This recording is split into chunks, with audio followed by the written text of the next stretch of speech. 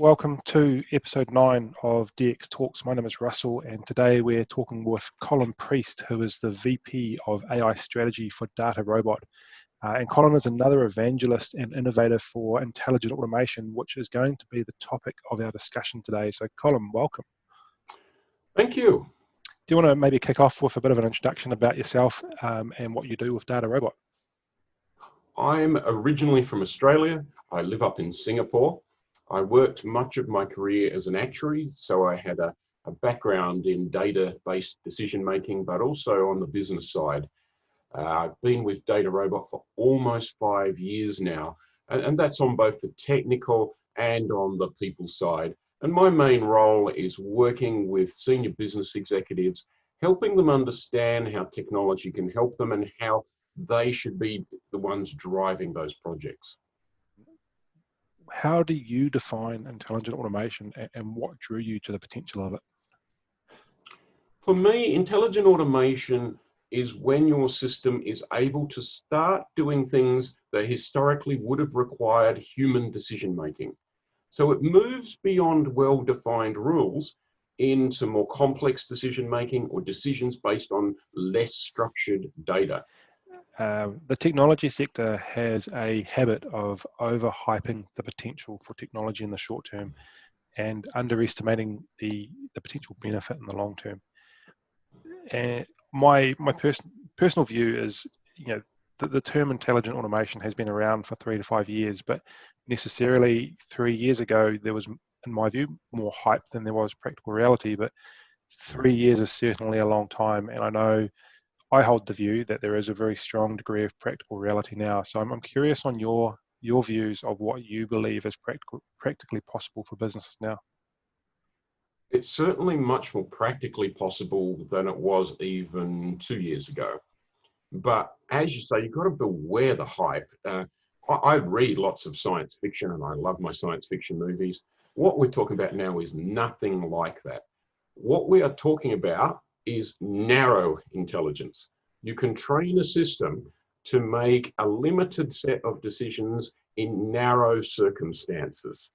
And if you have the right data and the outcome is predictable, you can do that quite well. But don't expect it to know anything other than that.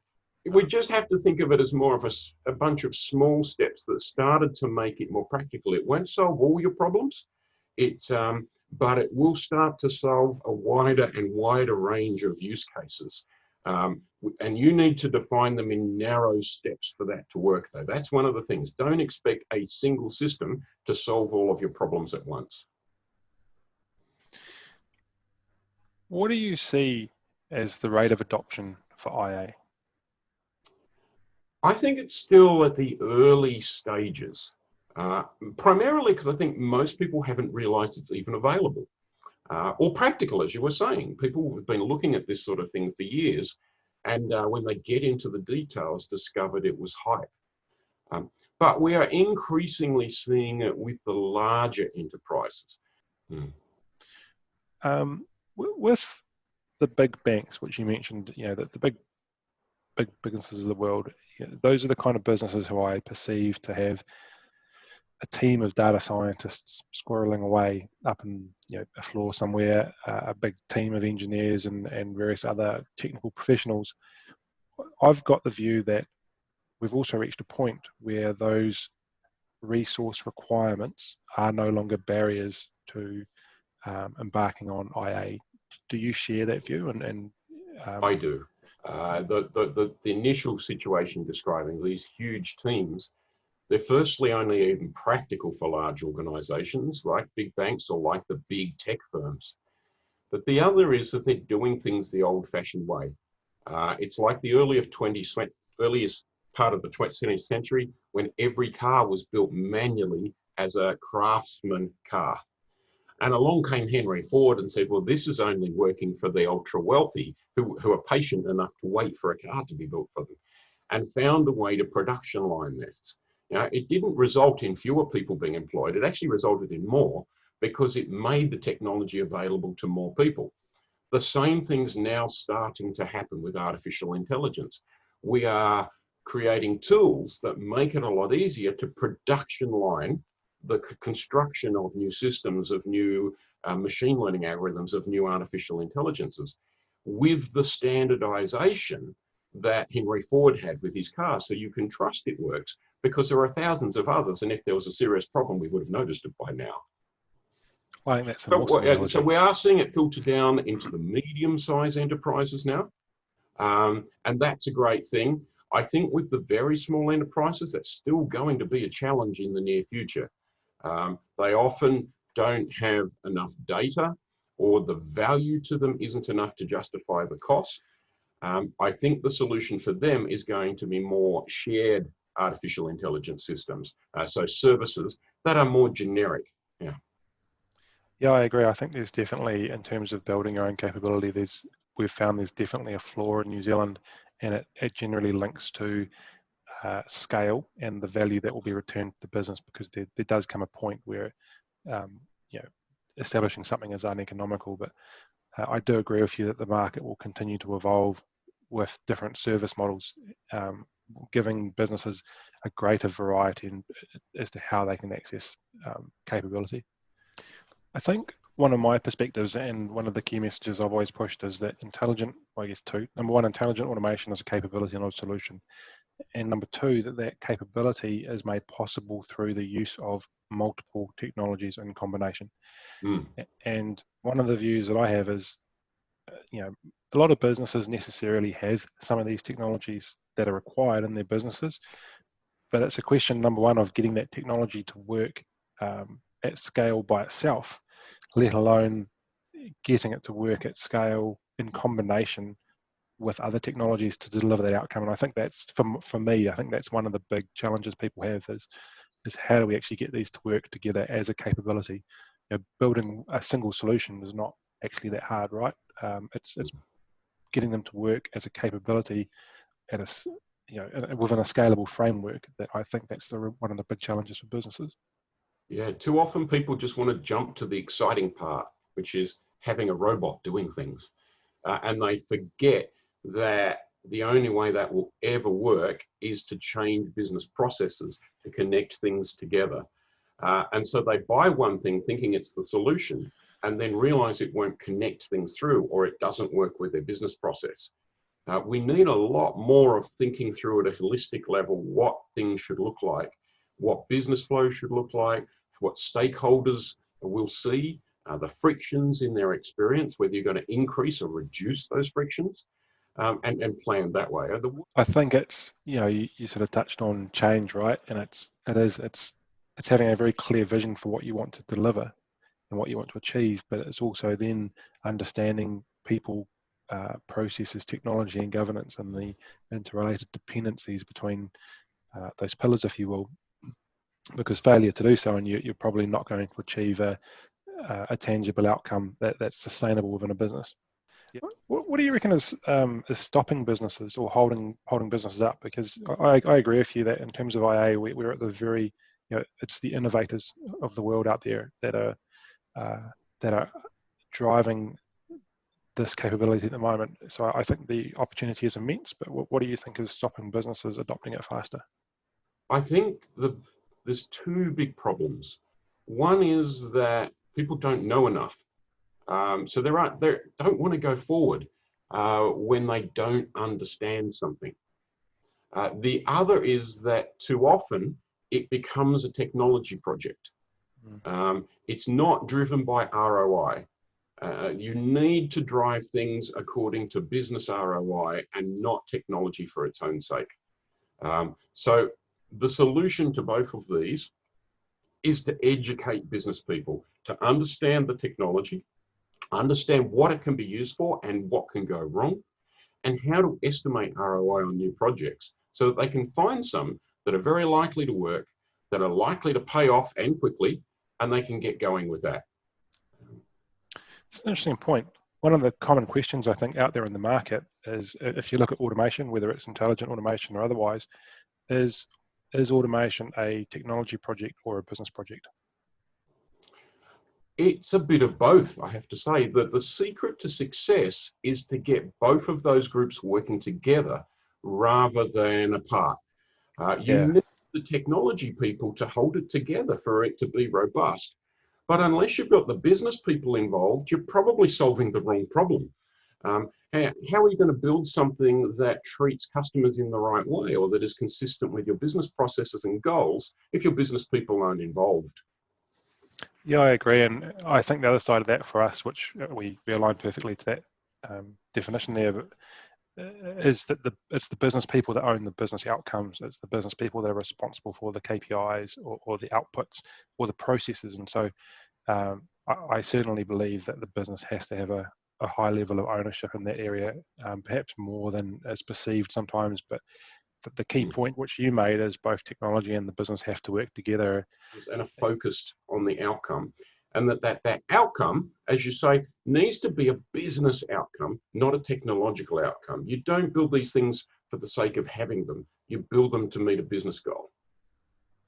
Yeah, I think the other piece I'd add to that, and completely agree, is the importance of governance over the top of that. And I would say the representation of both the business and of technology at that governance level. That's probably one of the key things for us. Yeah, pretty much every major fail in these types of projects that I've seen was because the business people weren't involved enough and because of a lack of AI governance. Which actually is a nice segue. You know, you've mentioned before ethical implications, you've mentioned fairness, you've mentioned transparency, and you've also talked about the need for governance systems in IA. Now, this is a passion point for me, talking about AI governance, and I am told that this is a favourite subject for you too. So do you want to share some of your views on governance in AI? Sure. The number one principle is humans are responsible for what an intelligent automation system does. Do not think of these systems as fully autonomous, like one of these humanoid robots in science fiction. So step one, get humans to own the results, and you get the right ones for that. The next is take away as many sources of error as possible. And they're generally the manual processes, the manual decision making. There's just some basic engineering there. And then finally, rather than making passive monitoring of a system, make it proactive. Set up alerts so that it alerts you when it is unsure about what's going on, what we call humble AI, where it's not so arrogant it thinks it knows the solution to everything. Design your systems that they get humans involved when things look weird, or a customer needs a human, or when things are just outside of their experience. To give this some context, like I want to make sure people understand the importance and the severity of what we're talking about. Is there an example you'd share where you feel? Well, I'll bring us back to coronavirus and keep it topical. If you're managing a supply chain in this year, there is no way the artificial intelligence system that you trained last year is doing a good job, because the world changed so much. If you're, in particular, a toilet paper supply chain manager, you've probably noticed this already. But I'm seeing businesses that just decide to ignore what's going on and just keep the system running. I've seen a bank that isn't changing any of its credit analysis because, yes, things have changed, but people will excuse them because of that. And that's just horrible, horrible governance. It's going to come out badly for both the bank and the customers. The bank's going to get losses that it could have mitigated by taking preventive action. The customers are going to get stressed out and possibly even bankrupt because they've got loans that continued to go bad without any action happening. What you need are alerts coming out of the system saying, you are making decisions at the moment that I was not trained to make. Please get a human involved. Or there is newer data, maybe retrain it on the newest data so that it can get back to doing things automated. We can't just treat these things like a science fiction, like R2D2 or C3PO, where you can just give them a vague instruction and off they go. We need proper management And at the moment, we don't even have the same level of management that we have for human staff. You had 3 points there. One was get humans to own the results. Humans are responsible. The second was take away sources of error. And the third was proactive monitoring. I'd add a fourth one to that. And the fourth one is to have a safe set of business heuristics that you can apply when you realize something has gone wrong. Because when you realize something is wrong, it's not, especially in the example that you've talked about, or something more serious like the, deciding or predicting who gets access to a health service. You can't leave that running for 5 more minutes or a day or a week. It has to stop now. And you have to be able to revert instantly, and you have to know how you're going to do that. So obviously, if we're looking at your screen now, there's a nice DataRobot label in the corner, and we did mention you're from DataRobot. We've seen the emergence of a niche category under machine learning called AutoML, and DataRobot is credited with the creation of that category, and it's also recognized as a market leader in that space. So do you want to give us a bit of an overview on what DataRobot does, what the journey's been, and where your focus is? So our goal in the end is trusted AI, where your AI shares your values, that it works in an intuitive way that a normal person can understand, and finally, that it just works as planned. It's not built in a garage using cheap parts. I think the other exciting part about what you guys are doing is you're democratizing data science, and you're making data science capability available to people in the business who understand the business processes, who understand the data, and necessarily at a high level understand what machine learning is and how it works. And you're extending that capability, basically extending that capability into businesses, making it more accessible for businesses. Yeah, the analogy I give is that when I started my career, which is more than 30 years ago now, I'm really a bit embarrassed, there was no such thing as a spreadsheet. And I remember when the first spreadsheet came out, it was Lotus 123, which I'm not even sure exists anymore. But that was just like a revelation. And we were using calculators before then. But everyone was scared of it. And so only the most technical people were allowed to use a spreadsheet. And yet now it is so common that everyone has one on their computer at work. I have one on my phone. That's what we're trying to do with artificial intelligence. It shouldn't just be really technical people and scary. Normal business people, normal humans should be able to do things, maybe not the really complex stuff, but at least some mainstream stuff here. I think the way I've started to look at it is technologies like DataRobot don't necessarily mitigate the need to have access to highly specialized people or highly technical people. You've highlighted some really important risks, which I want to loop back to in a second. So you still need access to those skills, but what it's doing is making it possible for a far greater level of people within a business to play a hands-on role, to contribute and to use these technologies, which I think is really the powerful opportunity. We've had a really awesome conversation today, but by way of wrapping up, are there three, if someone was to come to you and say, I'm interested in developing IA capability, what are the 3 pieces of advice you would give me, or the biggest piece of advice you would give me? What would you say that is? So number 1, make sure that what you're doing is business driven, not technology driven.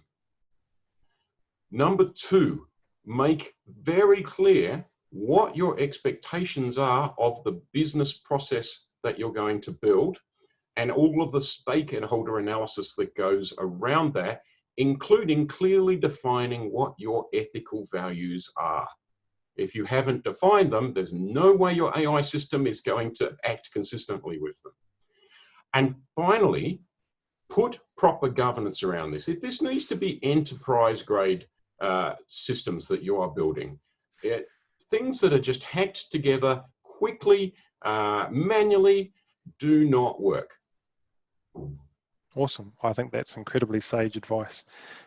Colin, look, we've appreciated your views and your insights. They're incredibly valuable. Thank you for your time. And yeah, it's great. Cheers. Thank you for inviting me.